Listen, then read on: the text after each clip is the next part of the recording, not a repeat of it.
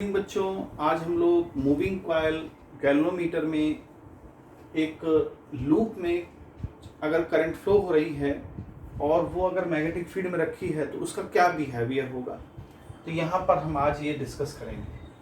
तो मान लिया एक हमने कॉइल ले ली PQRS, ये रेक्टेंगुलर कॉइल है और ये मैग्नेटिक फील्ड B में रखी हुई है, यूनिफॉर्म फील्ड है वहाँ पर, जिसका एरिया A है, लेंथ L है और ब्रेथ हमारी B है। तो ध्यान से समझें बच्चों, ये बहुत ही इंपॉर्टेंट है क्योंकि इसी के बेस पर हम मूविंग कॉइल गैल्वेनोमीटर को समझते हैं, उसी पे वर्क करती है, इसी सिद्धांत पे वर्क करेगी।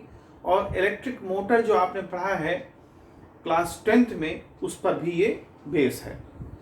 तो यानी कि मोटर जो है इसके सिद्धांत पर बेस है। तो देखिए ध्यान से समझें, ये कॉइल हमने ले ली PQRS, तो इसको हम थोड़ा सा डिस्क्राइब ऐसे कर दें कि मान लीजिए ये आपकी कॉइल है, ऐसे ये रखी हुई है, ऐसे रखी हुई है और मैग्नेटिक फील्ड की डायरेक्शन इस तरफ है और किसी पर्टिकुलर एंगल पर रखी हुई है, थीटा एंगल पर मान लीजिए फील्ड से रखी हुई है। अगर ऐसे रखी होगी तो इसकी नॉर्मल फील्ड की डायरेक्शन में है, लेकिन अगर ये थोड़ी सी रोटेट रखी हुई है तो नॉर्मल इसका थीटा एंगल बना रहा होगा, ऐसा हम मान के चल रहे हैं। अब इसमें करंट क्या फ्लो हो रही है, PQRS की डायरेक्शन है, PQ ऐसे करके करंट फ्लो हो रही है। तो देखिए आपने पढ़ा है मैग्नेटिक फील्ड वाले चैप्टर में कि अगर कोई वायर जिसमें करंट फ्लो हो रही हो और वो मैग्नेटिक फील्ड के अंदर रखा हो तो उस पर फोर्स काम करता है, वो फोर्स होता है IBL। तो अब ध्यान से हम लोग समझेंगे कि इसमें किस तरह से करंट फ्लो कर रही है और कैसे इसमें फोर्स लगेगा। देखिए अगर इसमें करंट ऐसे फ्लो हो रही है तो अब इसको ऐसे हम करंट, अंगूठा जो है हम करंट की डायरेक्शन में दिखा देंगे और फील्ड हमारी उस डायरेक्शन में है, तो फील्ड की तरफ हमने अपनी फिंगर्स कर दी। तो ये जो पाम है, ये पाम क्या बताएगा आपको, फोर्स की डायरेक्शन, यानी इस वाले जोन में, यानी इस वाले वायर में, यानी इस वाले जो साइड है ये, इस पर फोर्स हमारा कहाँ काम करेगा, ऊपर की तरफ। तो हम ये देख सकते हैं कि यहाँ पर फोर्स हमारा कहाँ काम करेगा, ऊपर की तरफ। ठीक है, तो हालांकि ये वाली जो आप लाइन देख रहे हैं ये एक्सेस है हमारी, और हम इसको थोड़ा सा ऐसे दिखाते हैं, ये फोर्स हमारा ऊपर की तरफ काम करेगा। क्लियर हो गई बात। अब इसी से अपोजिट नीचे वाले की बात करते हैं। तो अगर इसमें करंट नीचे फ्लो हो रही है, तो अगर आप देखें नीचे करंट फ्लो हो रही है और फील्ड ऊपर है, तो इसके पाम की डायरेक्शन डाउनवर्ड आ रही है, इसका मतलब इस पर फोर्स कहां काम करेगा, डाउनवर्ड काम करेगा। इसका मतलब F1 और F2 एक दूसरे को कैंसल कर देंगे, एक दूसरे को, क्योंकि इक्वल है और अपोजिट है, इक्वल है और अपोजिट है, तो एक दूसरे को कैंसल कर देंगे। तो इससे हमारा नेट फोर्स कुछ भी नहीं प्रोड्यूस होगा। अब बात कर लेते हैं इस वाले साइड और इस वाले साइड पर।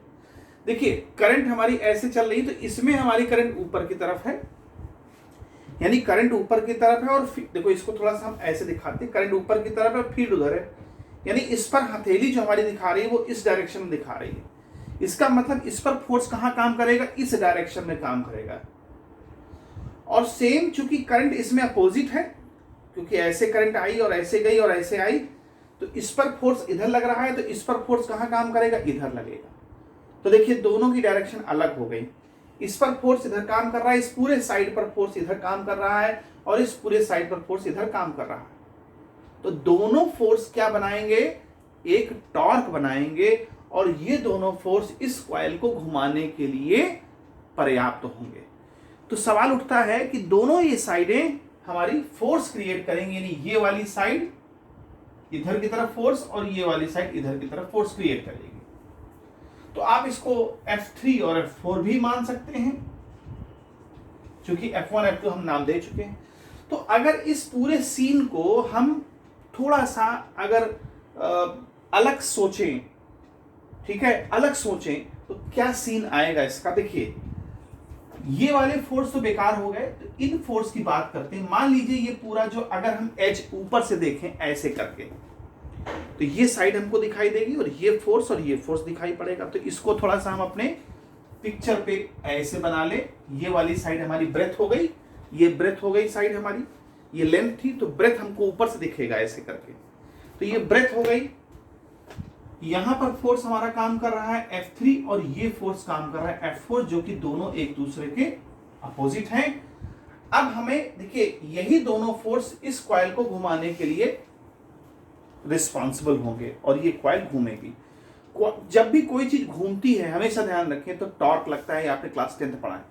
तो ये टॉर्क कौन बनाएगा? टॉर्क हमेशा दो फोर्स बनाते हैं, ये फोर्स और एक ये फोर्स। तो टॉर्क हमको किससे मिलेगा? F3 या और F4 से मिलेगा, ठीक है। और इनके बीच की परपेंडिकुलर डिस्टेंस हमको निकालनी पड़ेगी बच्चों। परपेंडिकुलर डिस्टेंस क्या होगी? देखिए परपेंडिकुलर डिस्टेंस क्या होती है? अगर इसकी लाइन ऑफ एक्शन हम ले लें पीछे की तरफ और इसकी लाइन ऑफ एक्शन तो ऊपर जाएगा। देखिए परपेंडिकुलर डिस्टेंस क्या होता है? टॉर्क हमेशा जैसे ये फोर्स और ये फोर्स है तो परपेंडिकुलर डिस्टेंस इनके बीच की होती है, यानी इसकी लाइन ऑफ एक्शन और इसकी लाइन ऑफ एक्शन के बीच की डिस्टेंस को परपेंडिकुलर डिस्टेंस कहते हैं। तो ये वाली डिस्टेंस हमारी परपेंडिकुलर होगी क्योंकि ये इसकी लाइन ऑफ एक्शन है। यहां से इसका नाम दे दे, कोई भी नाम दे सकते हैं, ए बी सी दे दीजिए। ए, हालांकि यहाँ पी क्यू पहले से था तो ए बी सी नाम दे दें, कोई फर्क नहीं पड़ता। देखिए ये जो कॉइल है इस पर कॉइल का परपेंडिकुलर डिस्टेंस हमारी बीसी हो गई और बीसी है, लेकिन ये कॉइल कितना एंगल बना रही थी? फील्ड से थीटा एंगल बना रही थी। और एंगल के सामने वाला हमेशा क्या होता है? परपेंडिकुलर होता है। और ये हमारी हाइपोटेन्यूज है जिसकी लेंथ हमारी क्या है? बी है। ये पहले से हम डिस्कस कर चुके हैं। तो बीसी हमको कैसे मिलेगा? तो BC perpendicular upon hypotenuse A B, ये हमको क्या देगा? साइन थीटा देगा। तो हम लिख सकते हैं बीसी जो है वो क्या हो जाएगी? A B sine theta. और ए बी हमारी क्या होगी? ए बी हमारी क्या होगी बच्चों? बी, क्योंकि यही हमारी लेंथ, सॉरी ये जो डिस्टेंस है ये हमारी ब्रेथ है, तो बी साइन थीटा हो गया। तो परपेंडिकुलर डिस्टेंस हमको क्या मिल जाएगी बच्चों? यहां पर BC।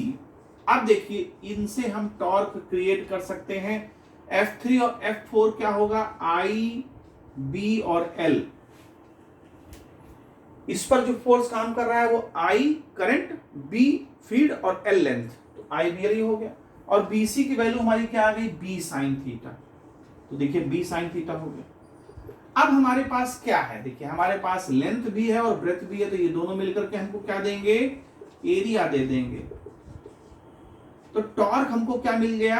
IBA sine theta. Clear हो गई बात? यहां पर साइन थीटा हमारा एक्सेस है जो कि फील्ड से नॉर्मल, जो कॉइल का जो नॉर्मल है वो फील्ड से कितना एंगल पर है वो थीटा यहां रिप्रेजेंट कर रहा है। देखिए अगर हमको टॉर्क मैक्सिमम चाहिए तो टॉर्क मैक्सिमम अगर चाहिए तो थीटा की वैल्यू क्या होनी चाहिए बच्चों? 90 डिग्री। तो क्या हो जाएगा? IBA, ये मैक्सिमम हो जाएगा। अगर यहां पर एक कॉइल है यानी कि एक लूप है, अगर नंबर ऑफ टर्न्स ज्यादा होती, एक टर्न है इस कॉइल में, अगर इफ n जो है नंबर ऑफ टर्न्स होती तो हम इसको क्या लिख सकते थे? तो हम इसको लिख सकते थे टाउ बराबर NIBA, ये लिखा जा सकता था, ठीक है। ये हमारा टॉर्क आ गया जो इस पर लगेगा और यही काम हमारा मोटर भी करता है, यही काम गैल्वेनोमीटर भी करता है, रोटेट कराना होता है, कॉइल को रोटेट कराना होता है। अब इस टॉर्क को कभी कभी पूछता है वेक्टर फॉर्म में कैसे लिखेंगे। तो देखिए ध्यान समझिए, डाइपोल मोमेंट आपने पढ़ा है। डाइपोल, किसी भी लूप का डाइपोल मोमेंट होता है I × A, ये डाइपोल मोमेंट है। ये मैग्नेटिक डाइपोल मोमेंट है, इलेक्ट्रिक डाइपोल मोमेंट नहीं। तो इसका मतलब जहां I और A लिखा है वहां पर हम क्या लिख सकते हैं? Tau is equal to N M और B, ये लिखा जा सकता है। लेकिन अगर इसको वेक्टर फॉर्म में लिखेंगे तो वेक्टर फॉर्म में हम इसको लिख सकते हैं बच्चों, टाउ इज इक्वल टू, देखिए n तो हटा दीजिए, अगर n 1 है तो हटा दीजिए n, तो क्या आ जाएगा? Tau is equal to M cross B, क्योंकि परपेंडिकुलर दोनों हैं एक दूसरे के, तो यहां पर क्रॉस प्रोडक्ट आएगा M क्रॉस B। ये हमारा, क्योंकि क्रॉस आप हटाते हैं तो आपने वेक्टर में देखा होगा A क्रॉस B होता है AB साइन थीटा, तो यहीं से आ जाएगा MB साइन थीटा। अगर इसको लिखेंगे तो MB साइन थीटा हो जाएगा, ये चीज बन जाएगी हमारी M और B, तो इसको लिख सकते हैं MB साइन थीटा। टॉर्क हमारा डाइपोल मोमेंट के फॉर्म में क्या लिखा जा सकता है, mv sin थीटा। तो उसी को वेक्टर फॉर्म में लिखने का ये तरीका है, टाउ बराबर m क्रॉस v। तो ये हमारा टॉर्क हो गया जो कि करंट लूप में काम करता है। यही पूरा बेस हमारे मोटर में और गैल्वेनोमीटर में काम आता है। तो उम्मीद है ये बात समझ में आई होगी बच्चों। अगर कोई प्रॉब्लम है तो you may ask in comment section. Good bye.